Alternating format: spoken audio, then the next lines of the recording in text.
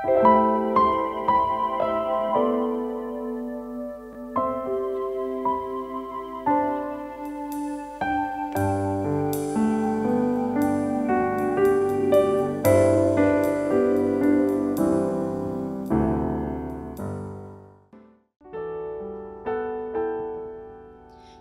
selamat pagi, selamat datang di Intimacy Worship.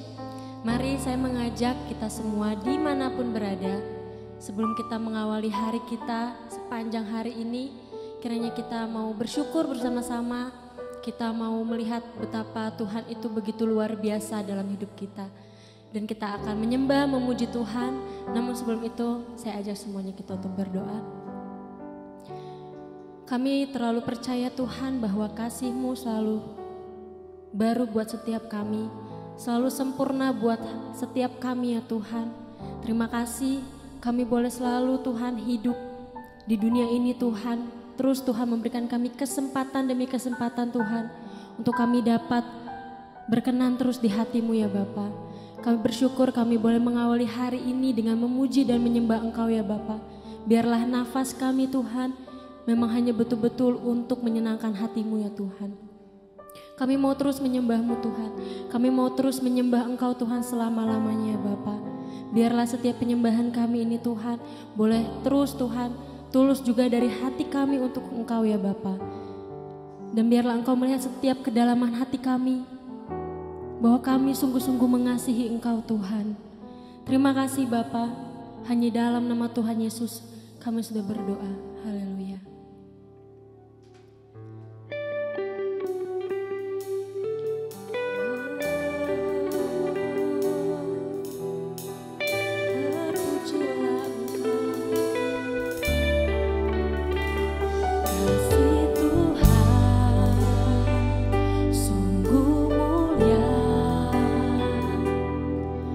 Tulus dan sempurna mengasihiku,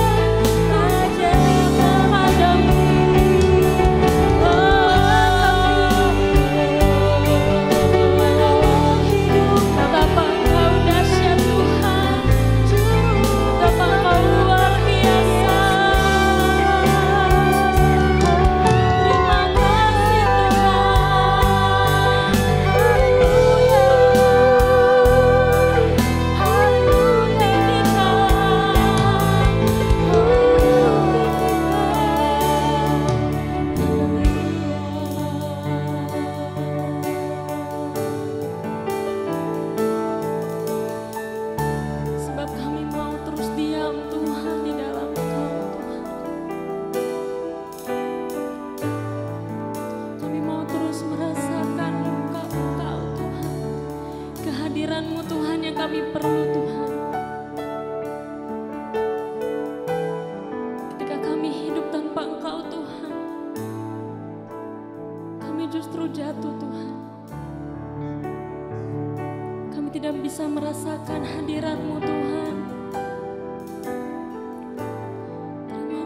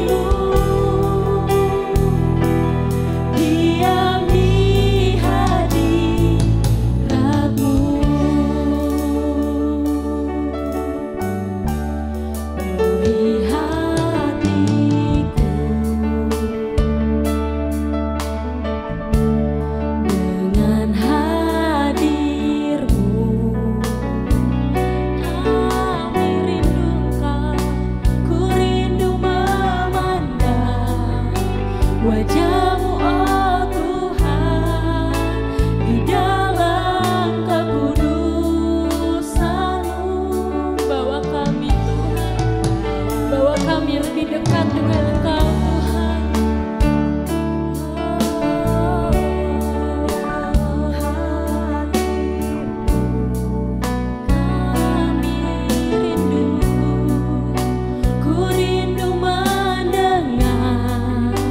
Suara-Mu, oh Tuhan, di tempat kudus-Mu sekarang.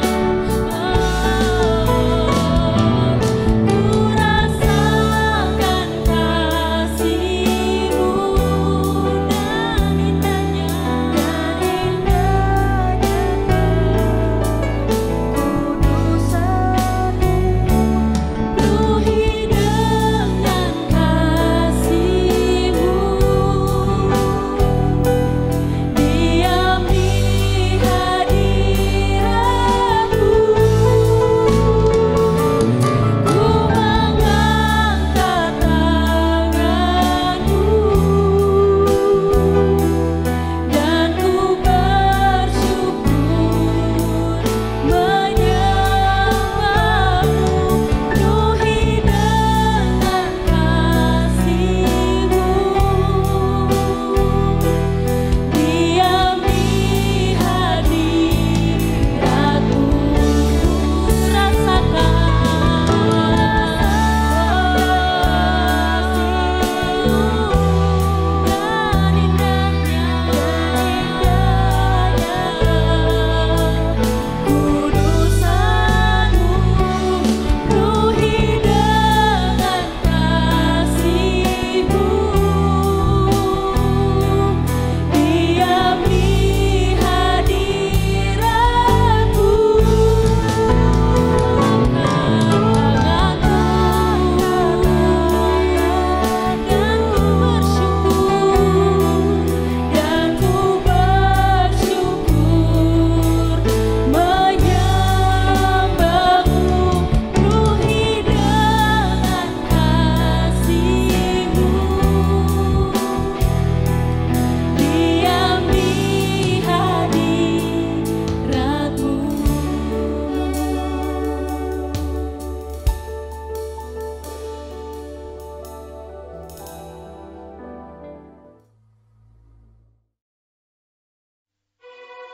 Dan terjadilah pada tahun ke-480 sesudah orang Israel keluar dari tanah Mesir. Pada tahun ke-4 sesudah Salomo menjadi raja atas Israel. Dalam bulan Ziu, yakni bulan yang kedua, maka Salomo mulai mendirikan rumah bagi Tuhan. Rumah yang didirikan Raja Salomo bagi Tuhan itu 60 hasta panjangnya dan 20 hasta lebarnya dan 30 hasta tingginya. Balai di sebelah depan ruang besar rumah itu 20 hasta panjangnya. Menurut lebar rumah itu dan 10 hasta lebarnya ke sebelah depan rumah itu. Dibuatnya juga pada rumah itu jendela-jendela yang rapat bidainya. Pada dinding rumah itu, sekelilingnya didirikannya kamar tambahan. Sekeliling ruang besar dan ruang belakang, dan seluruhnya dibuatnya bertingkat-tingkat. Tingkat bawah 5 hasta lebarnya, yang tengah 6 hasta, dan yang ketiga 7 hasta. Sebab telah dibuatnya ceruk-ceruk pada rumah itu sekeliling sebelah luar, sehingga dinding rumah itu tidak usah dilobangi. Pada waktu rumah itu didirikan, dipakailah batu-batu yang telah disiapkan di penggalian, sehingga tidak kedengaran palu atau kapak atau sesuatu perkakas besi pun selama pembangunan rumah itu. Pintu tingkat bawah ada pada lambung kanan rumah itu, dan orang naik dengan tangga-tangga pilin ke tingkat tengah dan dari tingkat tengah ke tingkat yang ketiga. Setelah ia selesai mendirikan rumah itu, dibuatnyalah langit-langit rumah itu dari bingkai dan pemapan dari kayu aras. Dan setelah ia mendirikan kamar tambahan itu pada rumah itu sekeliling, yakni setiap tingkat 5 hasta tingginya, maka rumah itu ditutupinya dengan kayu aras. Kemudian datanglah firman Tuhan kepada Salomo demikian, mengenai rumah yang sedang kau dirikan ini, jika engkau hidup menurut segala ketetapanku dan melakukan segala peraturanku dan tetap mengikuti segala perintahku dan tidak menyimpang daripadanya, maka aku akan menepati janjiku kepadamu yang telah kufirmankan kepada Daud ayahmu, yakni bahwa aku akan diam di tengah-tengah orang Israel dan tidak hendak meninggalkan umatku Israel. Setelah Salomo selesai mendirikan rumah itu, ia melapisi dinding rumah itu dari dalam dengan papan kayu aras. Dari lantai sampai ke balok langit-langit dilapisinya dengan kayu aras. Tetapi lantai rumah itu dilapisinya dengan papan kayu sanobar. Kemudian disekatnyalah 20 hasta bagian belakang rumah itu dengan papan kayu aras, dari lantai sampai ke balok-balok. Lalu dibuatnyalah ruang itu menjadi ruang belakang, menjadi tempat maha kudus. Dan 40 hasta panjangnya ruang yang di depan ruang belakang itu, yakni ruang besar.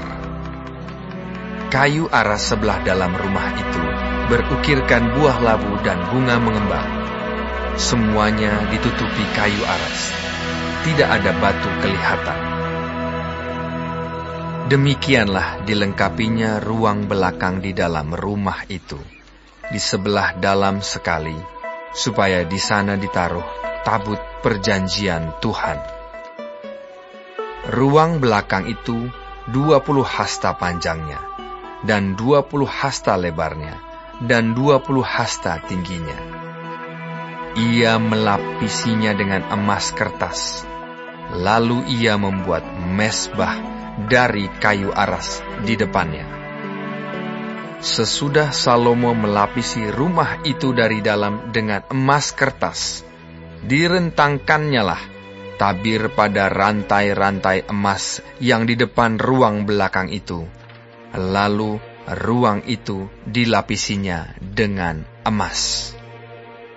Seluruh rumah itu dilapisinya dengan emas. Ya, rumah itu seluruhnya.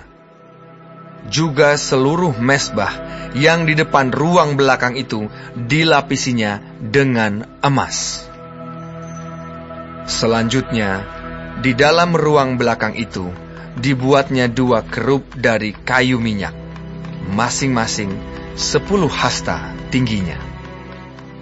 Sayap yang satu dari kerub itu 5 hasta panjangnya, dan sayap yang lain juga 5 hasta.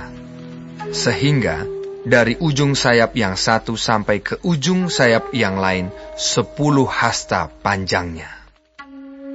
Juga kerub yang kedua adalah 10 hasta panjangnya. Dan kedua kerub itu sama ukuran dan sama potongan badannya.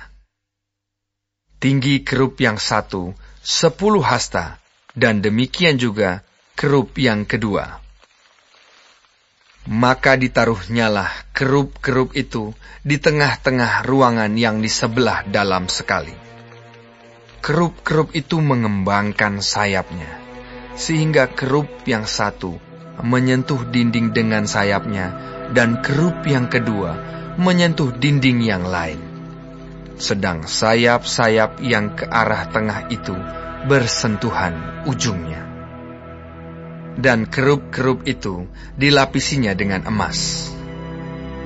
Dan pada segala dinding rumah itu berkeliling, ia mengukir gambar kerub, pohon korma, dan bunga mengembang, baik di ruang sebelah dalam maupun di ruang sebelah luar. Juga lantai rumah itu dilapisinya dengan emas, baik di ruang sebelah dalam maupun di ruang sebelah luar. Sebagai pintu masuk ke ruang belakang, dibuatnyalah pintu dari kayu minyak. Ambang dan tiangnya merupakan segi 5. Pada kedua daun pintu yang dari kayu minyak itu, ia mengukir gambar kerub, pohon korma, dan bunga mengembang. Kemudian dilapisinya dengan emas. Juga pada kerub dan pada pohon korma itu disalutkannya emas. Demikian juga untuk pintu masuk ke ruang besar itu, dibuatnya tiang-tiang dari kayu minyak yang merupakan segi 4, dan 2 pintu dari kayu sanobar. Kedua papan pintu dari pintu yang satu dapat dilihat, dan demikian juga kedua papan pintu yang lain. Lalu diukirnyalah padanya kerub, pohon korma, dan bunga mengembang. Kemudian dilapisinya pintu itu dengan emas pipih pada gambar ukiran itu. Ia mendirikan tembok pelataran dalam dari 3 jajar batu pahat dan dari 1 jajar balok kayu aras. Dalam tahun yang keempat, dalam bulan Ziu, diletakkanlah dasar rumah Tuhan. Dan dalam tahun yang ke-11, dalam bulan Bul, yaitu bulan ke-8, selesailah rumah itu dengan segala bagian-bagiannya dan sesuai dengan segala rancangannya. Jadi 7 tahun lamanya ia mendirikan rumah itu.